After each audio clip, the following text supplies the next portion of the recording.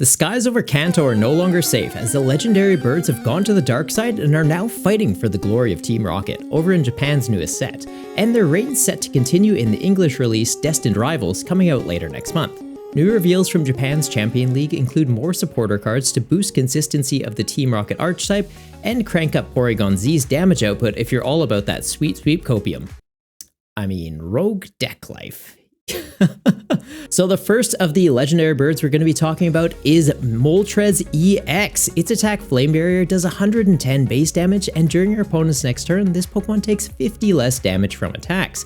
So a little bit of a chip damage there. You're not doing massive KOs with it, but you are obviously reducing the damage your opponent does into you. Being able to boost up this HP with something like Bravery Charm can give you a little bit more staying power, and since it's a basic Pokemon, you can just penny loop it. So not too bad for the first attack there. 2 colorless energy in the attack cost too, so you can be using the Team Rocket energy, counting as 2 dark or 2 psychic energy, but in this case it'll just be counting as 2 colorless energy to help you pay for that attack cost.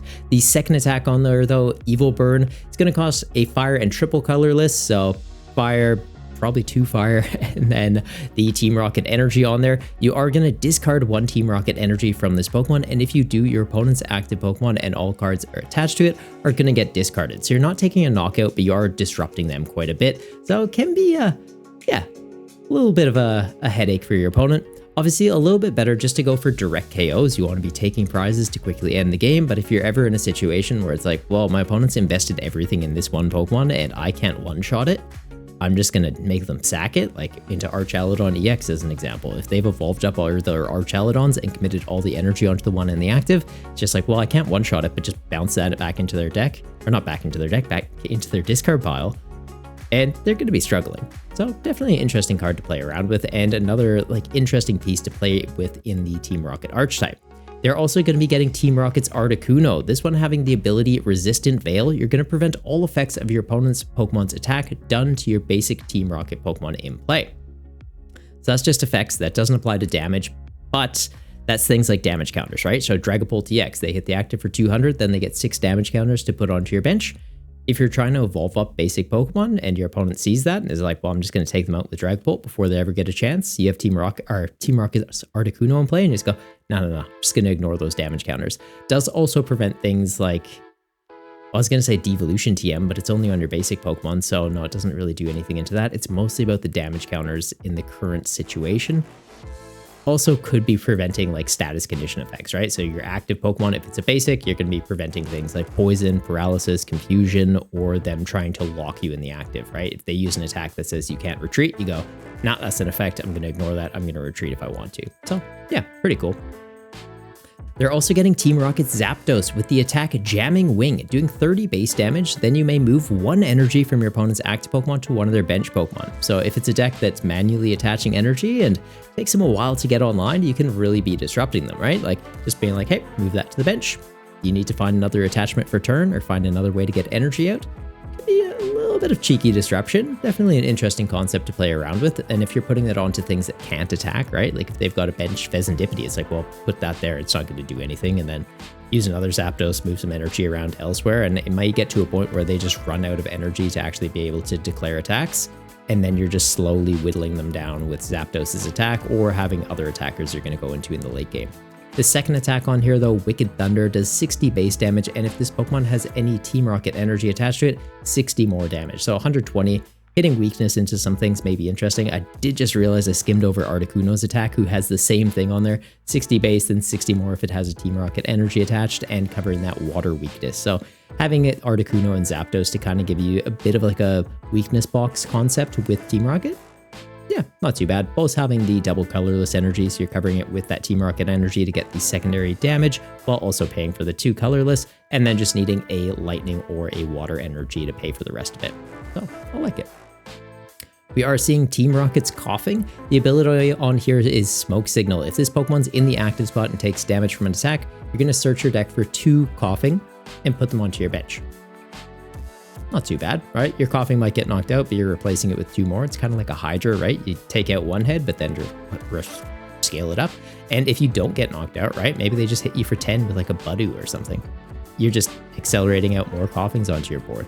It does just say that they have to have Koffing in their name. It doesn't say Team Rocket's Koffing, so you could potentially play 4 Team Rocket Koffing and 4 regular Koffing, which is interesting idea, especially when we get into the Weezing. So Team Rocket's Weezing has the attack Exploding Mob. It does a multiplier of 40 based on the amount of Pokemon you have in play that have Koffing or Weezing in their name. So like I said before, you can just get regular Weezings or regular Koffings and the Team Rocket Koffing and Team Rocket's Weezing, right? They technically have different names, but they technically do have Koffing and Weezing in their name, so it kind of fulfills that attack's requirement, right? We have things like Area 0 Underdepths, which lets you have 8 Pokemon on your bench as long as you have a Terra Pokemon. So you just have 1 Terra Pokemon in play, let's say like a Cornerstone Mask Ogerpon. Then you've got 4 regular Koffing, 4 regular Weezing, or no, 4 regular Koffing, 4 Team Rocket Koffing, and then evolve up into Team Rocket's Weezing, and you can be doing, what, 8 times 4 is 320? It's not too bad. You're one-shotting a Dragapult. Charizard and Mamoswine are technically outside of your damage threshold, but like a Vitality Band gets you up to 330, or a Max Belt or a Defiance Band gets you up to, what's that, 370 or 350 respectively. So yeah, not too bad. Definitely a concept to play around with there, and you need to give it a go. Probably be a little bit more on the rogue side, but there is definitely potential there. Team Rocket's also getting a Zubat. As the attack Poison Fling, your opponent's Pokemon is now poisoned. 50 HP on here, so a little risky to have on the bench with Dragapult running around, but we did mention that Articuno before, so it's a good way to kind of give it a bit of protection. It's going to evolve up into Golbat that has the ability Sneaky Bite. Once during your turn, when you evolve into this Pokemon, you can put 2 damage counters on one of your opponent's Pokemon. So a little bit of chip damage can help you fix up some numbers. Maybe you're running this with the Weezing to help you get the damage cap, but then that means 1 less Koffing or Weezing on your bench, so probably not. You're likely going to be running this with something like Mewtwo that needs just a little bit of help to get to those higher numbers. The attack on here, though, doing 30 damage and confusing your opponent's Pokemon for just 1 Dark Energy. It's not too bad. Could buy you a little bit of time in a pinch. And then it's going to evolve up into Team Rocket's Crobat EX. The ability on here is Bite Around. When you play this card from your hand to evolve one of your Pokemon, you get to put 2 damage counters on 2 of your opponent's Pokemon. So just like a scaled up version of the Golbat. Or not Golbat, Golbat. I always get Golbat and Crobat confused. But yeah, instead of hitting 1 thing, you're hitting 2 things. You are still just putting 2 damage counters on them though.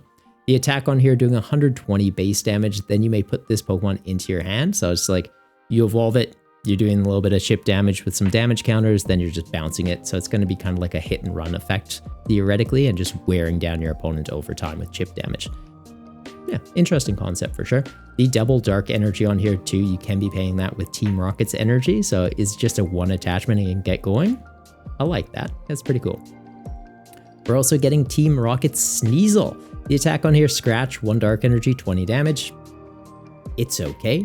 The second attack on here though, Backstab, it does 20 damage to one of your opponent's bench Pokemon for each damage counter that's already on there.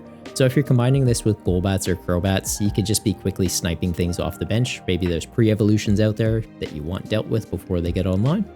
Definitely an option to go into. Could even be playing this with something like Frostlass, right? So it's putting damage counters every single turn on Pokemon that have abilities, and then you're just going Sneasel to kind of like snipe them off your opponent's bench.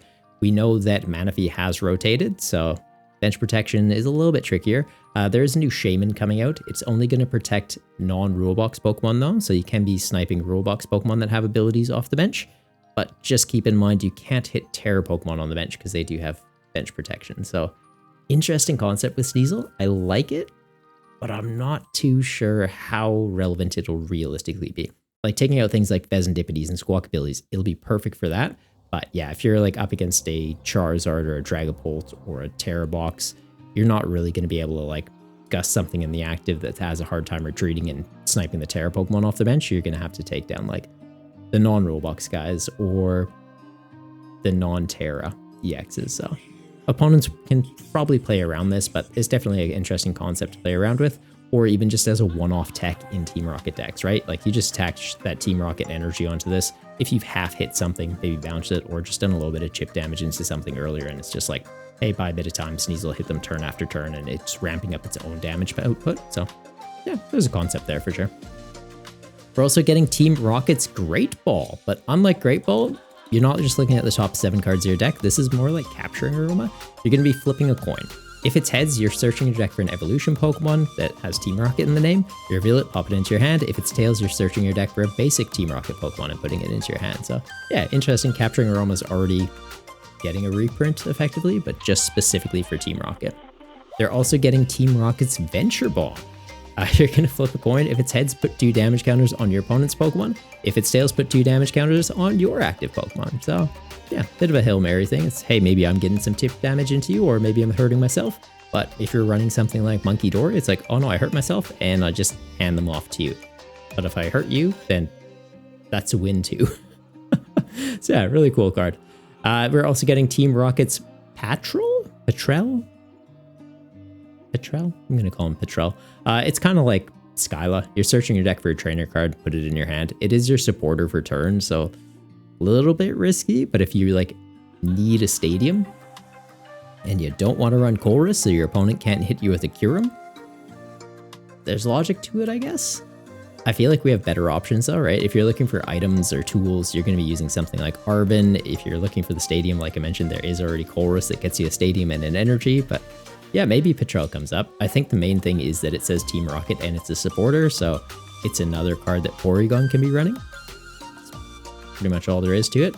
And they are also getting Team Rocket's Proton. If you go first, you can use this card during your first turn, which is pretty cool, and you're going to get to search your deck for 3 basic Team Rocket Pokemon, reveal them, and put them into your hand.